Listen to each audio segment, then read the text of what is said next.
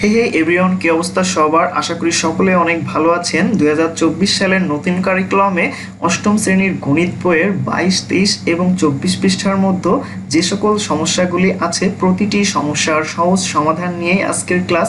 So অবশ্যই ক্লাসটি সকলেই মনোযোগ সহকারে দেখবেন। স্ক্রিনে দেখতে পাচ্ছেন বরাবরের মতো আমি আপনাদের জন্য একটি পিডিএফ ফাইল রেডি করে রেখেছি।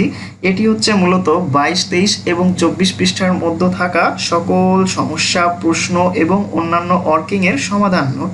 আর এই নোটটি আপনারা এই ভিডিওর ডিসক্রিপশন বক্স অথবা পিন কমেন্টে পেয়ে যাবেন, সেখান থেকে কালেক্ট করে নেবেন। আশা করি আপনাদের উপকার হবে।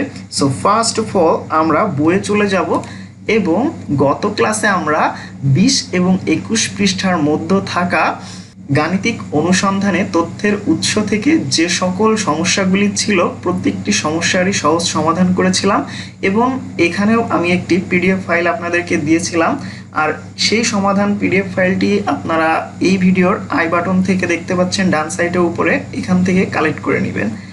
সো আজ আমরা পড়ব 22 পৃষ্ঠার মধ্যে থাকা উৎসের নির্ভরযোগ্যতা যাচাই। অর্থাৎ আমরা এতদিন যে তথ্যগুলো সংরক্ষণ করলাম বা সংগ্রহ করলাম সেগুলো কিভাবে যাচাই করব বা কি প্রকারে আমরা যাচাই করব সেই সম্পর্কে জানব। তথ্যের উৎস দুই প্রকার, প্রথমত মানবীয় উৎস এবং দ্বিতীয় হচ্ছে জড় উৎস। মানবীয় উৎস হলো যখন একজন মানুষ তোমাকে সরাসরি বা প্রত্যক্ষভাবে তথ্য দিচ্ছে, অপরদিকে জড় উৎস হলো যখন তোমাকে সক্রিয়ভাবে পর্যবেক্ষণ করে তথ্য সংগ্রহ করতে হচ্ছে। আশা করি এই বিষয়টি আপনারা বুঝতে পেরেছেন যে মানবীয় উৎস কি এবং জড় উৎস কি। আবার বলা হয়ে থাকে অনুসন্ধানের জন্য যে উপাত্তগুলো সহপাঠী বা পরিবারের কাছ থেকে সরাসরি অর্থাৎ প্রত্যক্ষভাবে সংগ্রহ করেছো সেগুলো প্রাথমিক উপাত্ত বা প্রাইমারি ডাটা, আর যে উপাত্তগুলো স্কুল রেকর্ড বা অন্য কোনো নির্ভরযোগ্য উৎস থেকে পরোক্ষভাবে সংগ্রহ করেছো সেগুলো মাধ্যমিক উপাত্ত বা সেকেন্ডারি ডাটা। আমরা এভাবেও বলতে পারি যে উৎস থেকে আমরা প্রাথমিক উপাত্ত পাই সেগুলো প্রাথমিক উৎস, আবার যে উৎসগুলো প্রাথমিক উৎস থেকে প্রাপ্ত তথ্য রেকর্ড করে রাখে যেমন কাগজপত্র, রিপোর্টস কিংবা দলিল প্রভৃতি, এগুলো হচ্ছে তথ্যের মাধ্যমিক উৎস। আশা করি এই বিষয়টি আপনাদের কাছে ক্লিয়ার হয়েছে যে তথ্যের মাধ্যমিক উৎস কি এবং তথ্যের প্রাথমিক উৎসগুলো কি কি। সো এ পর্যায়ে আমরা জানব নির্ভরযোগ্য তথ্যের উৎসের বৈশিষ্ট্যগুলো হলো যে বিষয়ে তথ্য সংগ্রহ করা হচ্ছে ওই বিষয়ের সঙ্গে উৎসটির প্রাসঙ্গিকতা। দ্বিতীয়টি হচ্ছে কাঙ্ক্ষিত তথ্যের ধরন অনুযায়ী উৎসটির গ্রহণযোগ্যতা, উৎসটির বিশ্বাসযোগ্যতা এবং সর্বশেষ সংশ্লিষ্ট সকলকে উৎস হিসেবে বিবেচনা করা। এগুলো হলো নির্ভরযোগ্য তথ্যের উৎসের বৈশিষ্ট্য। মূলত এই চারটি বৈশিষ্ট্যর উপরেই ভিত্তি করে আমরা যে কোনো তথ্যের নির্ভরযোগ্যতা যাচাই করতে পারি। এই যে বিভিন্ন ধরনের উৎস সম্পর্কে জানলে তোমরা কি বলতে পারবে কোন ধরনের উপাত্তের নির্ভরযোগ্যতা বেশি? নিশ্চয়ই প্রাথমিক উপাত্ত, তাই না? কারণ প্রাথমিক উপাত্ত সরাসরি উৎস থেকে সংগ্রহ করা হয়, তাই ভুল বা বিকৃত হওয়ার সম্ভাবনা কম। অন্যদিকে মাধ্যমিক উপাত্ত অনুসন্ধানকারী অনুসন্ধানের প্রয়োজনে কোনো পরোক্ষ উৎস থেকে সংগ্রহ করে থাকে, সে কারণেই উপাত্তের সঠিকতা যাচাই করার তেমন কোনো সুযোগ থাকে না। ফলে উপাত্ত ভুল বা বিকৃত হওয়ার সম্ভাবনা একেবারে উড়িয়ে দেওয়া যায় না। তাই মাধ্যমিক উপাত্তের নির্ভরযোগ্যতা প্রাথমিকের তুলনায় অপেক্ষাকৃত কম। কিন্তু এর অর্থ এই নয় যে মাধ্যমিক উৎস থেকে প্রাপ্ত উপাত্তের গুরুত্ব কম, বরং অনেক ক্ষেত্রে প্রাথমিক উৎস থেকে তথ্য সংগ্রহ করা সম্ভব হয় না। সেক্ষেত্রে মাধ্যমিক উৎস আমাদের সাহায্য করে।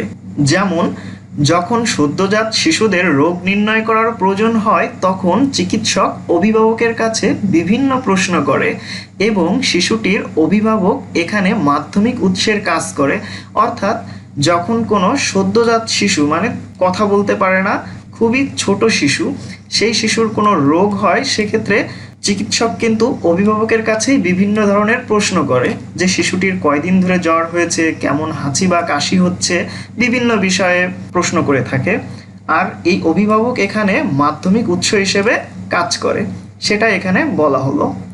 একটি উৎসের নির্ভরযোগ্যতা যাচাই করার জন্য কিছু বৈশিষ্ট্য দেওয়া আছে। আচ্ছা, এই বৈশিষ্ট্যগুলো হচ্ছে আমরা এই মাত্র পড়ে এলাম, এই 4টি বৈশিষ্ট্য, যে তথ্যের উৎসের নির্ভরযোগ্যতা হওয়ার জন্য এই 4টি বৈশিষ্ট্যকে ফলো করতে হবে। যে কোনো উৎস নির্বাচনের ক্ষেত্রে তোমরা এই বৈশিষ্ট্যগুলো মিলিয়ে দেখবে, অর্থাৎ উপরের ওই 4টি বৈশিষ্ট্য আমাদেরকে মিলিয়ে দেখতে হবে। যে কোনো তথ্য আমাদের পরবর্তী অধ্যায়গুলোতে যে সমস্ত তথ্যই আমরা অনুসন্ধান করব না কেন, সেক্ষেত্রে আমাদেরকে এই বৈশিষ্ট্যগুলোর উপরে বেসিস করে দেখতে হবে যে আসলেই নির্ভরযোগ্য একটা উৎস কিনা। আশা করি বিষয়টা বুঝতে পেরেছেন। এবার পরের কাজটি জোড়ায় আলোচনা করে সমাধান করো, অর্থাৎ দলগতভাবে আপনাদেরকে সমাধান করতে হবে। জোড়ায় কাজ। সহপাঠীর সঙ্গে আলোচনা করে নিচের প্রশ্নগুলোর উত্তর খুঁজে বের করে লেখো। নিচের বক্সে একটি টিকা তৈরির সময় বিজ্ঞানীগণ কোন উৎস থেকে তথ্য সংগ্রহ করেছিল তার একটি বর্ণনা দেওয়া আছে। তোমাদের কাজ হবে তথ্যের উৎসের ধরন ও বৈশিষ্ট্যগুলো শনাক্ত করে নিচের প্রশ্নগুলোর উত্তর খুঁজে বের করা। টিকার কার্যকারিতা পরীক্ষার জন্য তথ্য সংগ্রহের প্রক্রিয়া। প্রথমে বিজ্ঞানীগণ বিজ্ঞানাগারে টিকাটি তৈরি করেন। এরপর ওই টিকা বিভিন্ন দলের মানুষের উপর প্রয়োগ করে তাদের কাছ থেকে টিকার কার্যকারিতা সম্পর্কে তথ্য সংগ্রহ করেন। টিকাটি তৈরি করার জন্য বিজ্ঞানীগণ 3টি ধাপে পরীক্ষা নিরীক্ষা করে তথ্য সংগ্রহ করেন। 2020 সালের জুলাই মাসে টিকার 3য় ধাপের পরীক্ষা অর্থাৎ ট্রায়াল পরিচালনা করা হয়। সারা বিশ্ব থেকে 46,331 জন বিভিন্ন বয়সী মানুষ এই পরীক্ষায় অংশগ্রহণ করে। তাদের সকলকে টিকা প্রদান করে এর কার্যকারিতা পরীক্ষা করার জন্য বিজ্ঞানীগণ তথ্য সংগ্রহ করেন। প্রাপ্ত তথ্যগুলোর ভালোমতো বিশ্লেষণ ও পরীক্ষার মাধ্যমে ওই টিকার কার্যকর হিসেবে প্রমাণ পাওয়া যায়।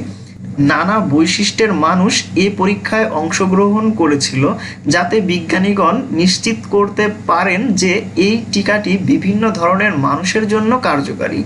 যেমন এই পরীক্ষায় 49.1% পুরুষ এবং 50.9% নারী ছিলেন।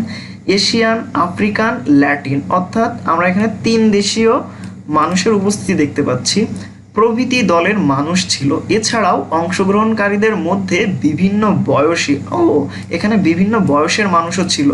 উপস্থিতি নিশ্চিত করা হয়েছিল। নিচের ছকে বয়স অনুযায়ী মানুষের সংখ্যা দেওয়া হলো। সো আমরা নিচেই এই ছকটিতে দেখতে পাচ্ছি এখানে বয়সগুলো দেওয়া আছে বাম সাইডের কলামে এবং ডান সাইডের কলামে কতজন করে অংশগ্রহণ করেছিল সেই সংখ্যাটা দেওয়া আছে। সো প্রথমেই 12 থেকে 15 বছর বয়সী যারা ছিল তাদের সংখ্যা ছিল 2260 জন এবং 16 থেকে 17 বছর বয়সী শিশু কিশোর ছিল এখানে 754 জন এবং 18 থেকে 55 বছর মধ্যবয়সী ছিল 25,427 জন এবং 56 প্লাস অর্থাৎ 56 বছর বয়সী বা তার অধিক প্রাপ্তবয়স্ক মানুষ ছিল 17,879 জন। সো এই ছিল মোটামুটি টেবিলের বিষয়টা এবং আমরা নেক্সটে যাব। নেক্সট একদম সর্বশেষ যে পেজটি আছে এইখানেই মূলত আমাদের কাজ। এখানে মূলত 4টি প্রশ্ন দেওয়া আছে। এই প্রশ্নগুলোর সমাধান আমরা করব সমাধান শীট থেকে। সো আমরা সমাধান শীটে চলে আসলাম এবং এইখান থেকে জোড়ায় কাজ। প্রথম প্রশ্ন, টিকা তৈরির জন্য কোন ধরনের উৎস থেকে বিজ্ঞানীগণ তথ্য সংগ্রহ করেছিলেন এবং কেন? উত্তরটি হচ্ছে টিকা তৈরির জন্য প্রাথমিক উৎস থেকে বিজ্ঞানীগণ তথ্য সংগ্রহ করেছিলেন, কারণ মাধ্যমিক উৎসের চেয়ে প্রাথমিক উৎসের তথ্য অধিক গ্রহণযোগ্য ও নির্ভরশীল। দ্বিতীয় প্রশ্ন, টিকা তৈরির জন্য যে উৎস ব্যবহার করা হয়েছিল তাদের সবার বৈশিষ্ট্য কি একই রকম ছিল? ভিন্নতা থাকলে তা বর্ণনা করো। উত্তরটি হচ্ছে টিকা তৈরির জন্য প্রাথমিক উৎসের বৈশিষ্ট্য ভিন্নতা রয়েছে। এখানে প্রথম ভিন্নতাটি হচ্ছে বিভিন্ন অঞ্চলের বসবাসরত লোকজনের তথ্য নেওয়া হয়েছে। আমরা সেটা দেখেছি যে এখানে 3 দেশীয় লোকের অংশগ্রহণ আমরা দেখতে পেয়েছি। দ্বিতীয় ভিন্নতাটি হচ্ছে ভিন্ন বয়সী। এখানে বিভিন্ন বয়সী ছেলে এবং মেয়ে অর্থাৎ একটা লিঙ্গেরও পার্থক্য আমরা দেখতে পাচ্ছি, জেন্ডারের, যেটা হচ্ছে ছেলে এবং মেয়ে উভয় এখানে অংশগ্রহণ করেছিল এবং সেটা বিভিন্ন বয়সী। তৃতীয়ত হচ্ছে মূলত বয়স, লিঙ্গ, অবস্থান ইত্যাদির কারণে তথ্যের ভিন্নতা থাকবে। সো আমরা গ নম্বর প্রশ্নে যাব। গ নম্বর প্রশ্নে তথ্য সংগ্রহের উৎসের ক্ষেত্রে বয়সের ভিন্নতা থাকলে কি সুবিধা হয়েছে বলে তুমি মনে করো, লেখো। উত্তরটি হচ্ছে তথ্য সংগ্রহের উৎসের ক্ষেত্রে বয়সের ভিন্নতা রয়েছে, আর এর সুবিধাটি হলো কোন বয়সী লোকজনের ওপর টিকার কার্যকারিতা এবং প্রভাব কেমন হবে তা আলাদাভাবে জানা যাবে। এবং সর্বশেষ প্রশ্নটি হচ্ছে ঘ নম্বর, এই টিকা তৈরির ক্ষেত্রে পৃথিবীর বিভিন্ন এলাকা থেকে বিভিন্ন জাতির মানুষের কাছ থেকে তথ্য সংগ্রহ করা হয়েছিল, সেটা আমরা দেখেছি। 3 দেশীয় লোক এবং বিভিন্ন বয়স এবং জাতির মানুষ ছিল। এই কাজটি উপরের উৎসের নির্ভরযোগ্যতার কোন বৈশিষ্ট্যকে প্রকাশ করেছে? উত্তরটি হচ্ছে সংশ্লিষ্ট সকলকে উৎস হিসেবে বিবেচনা করা এই বৈশিষ্ট্যের প্রকাশ পেয়েছে, অর্থাৎ রিপ্রেজেন্টেটিভ। এটি আমি যদি বই থেকে আপনাদেরকে দেখাই যে আমরা 4টি বৈশিষ্ট্য পড়লাম এইমাত্র, এই যে নির্ভরযোগ্য তথ্যের উৎসের বৈশিষ্ট্যগুলোর মধ্য থেকে সর্বশেষ যে উৎসটি আছে সংশ্লিষ্ট সকলকে উৎস হিসেবে বিবেচনা করা, অর্থাৎ রিপ্রেজেন্টেটিভ, এই বৈশিষ্ট্যের সাথেই আমাদের এই যে টিকাটি এই টিকার সাথে মিল খেয়েছে। সেই জন্য আমরা সলভিংয়ে লিখব সংশ্লিষ্ট সকলকে উৎস হিসেবে বিবেচনা করায় এই বৈশিষ্ট্যের প্রকাশ পেয়েছে। সো আমরা এই 4টি প্রশ্নের উত্তরই কিন্তু কমপ্লিট করে ফেললাম। নেক্সট আমরা এই অধ্যায়ের শেষ যে কথাটুকু আছে সেটা পড়েই আমরা শেষ করব। শেষ কথা, অভিজ্ঞতাটিতে তুমি গাণিতিক অনুসন্ধান বা সমস্যা সমাধানের ধাপ, অর্থাৎ আমরা গাণিতিক অনুসন্ধানের যে ধাপগুলো আছে সেই সম্পর্কে জেনেছি। অনুসন্ধানের মাধ্যমে প্যাটার্ন আবিষ্কার, এটা আমরা শিখেছি, এবং অনুসন্ধানের জন্য প্রয়োজনীয় তথ্যের উৎসের নির্ভরযোগ্যতা যাচাই এই সম্পর্কেও আমরা জেনেছি। তাই বলা হচ্ছে এই অভিজ্ঞতাটিতে তুমি গাণিতিক অনুসন্ধান বা সমস্যা সমাধানের ধাপ, অনুসন্ধানের মাধ্যমে প্যাটার্ন আবিষ্কার এবং অনুসন্ধানের জন্য প্রয়োজনীয় তথ্যের উৎসের নির্ভরযোগ্যতা যাচাইয়ের বিষয়ে অভিজ্ঞতা অর্জন করতে চেষ্টা করেছো। তার মধ্যে কিছু খুঁটিনাটি বিষয় রয়েছে যেগুলো হাতে কলমে চর্চা করতে গেলে আরও পরিষ্কার হবে। আশা করা যায় সামনের অভিজ্ঞতাগুলো তুমি অনুসন্ধানী দৃষ্টি দিয়ে সমস্যাগুলোকে বিশ্লেষণ এবং সমাধানের চেষ্টা করবে। এটি এই অভিজ্ঞতার জন্য শেষ কথা হলেও তোমার গণিত শিক্ষার জন্য একটি নতুন আনুষ্ঠানিক যাত্রা শুরু হোক গাণিতিক অনুসন্ধান দিয়ে। সো এটাই ছিল প্রথম অধ্যায়ের শেষ ক্লাস। আমরা পরবর্তী ক্লাসে দ্বিতীয় অধ্যায় 25 পেজ থেকে শুরু করব, দৈনন্দিন কাজে বাস্তব সংখ্যা। এই অধ্যায়টি আমরা খুব সুন্দরভাবে শুরু করব। সো সে পর্যন্ত সকলেই ভালো থাকবেন, সুস্থ থাকবেন। আজকের ক্লাসটি আমি এখানেই শেষ করছি।